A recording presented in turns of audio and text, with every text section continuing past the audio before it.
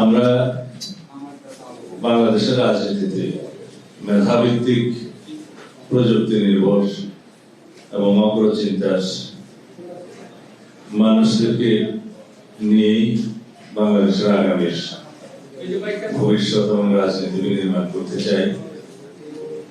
আমাদের একত্রিশ হওয়ার মূল বক্তব্য তাই, এবং রাষ্ট্র কাঠামোর প্রয়োজনীয় গণতান্ত্রিক সংস্কারের জন্য আমাদের প্রয়োজন অনেক মেধাবী নেতৃত্বের, প্রতিভাবান মানুষদের, যারা জাতীয় অর্থনীতি এবং গণতান্ত্রিক সংস্কারের জন্য যথেষ্ট গুরুত্বপূর্ণ ভূমিকা রাখতে পারবেন।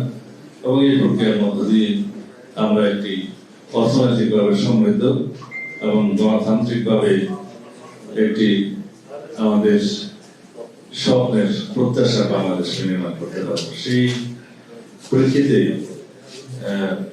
জনাব রেজা কিবরিয়া বাংলাদেশ জাতীয়তাবাদী দলের পতাকা তলে যোগদান করার, জাতীয়তাবাদী দলে যোগদান করার ইচ্ছা প্রকাশ করলে আমরা সেটাকে আন্তরিকভাবে স্বাগত জানিয়েছি।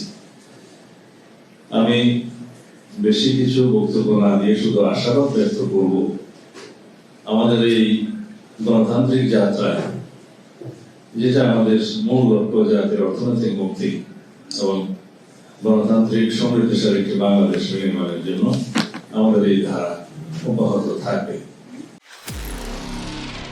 নিরপেক্ষ, সত্য প্রকাশে আপোষহীন।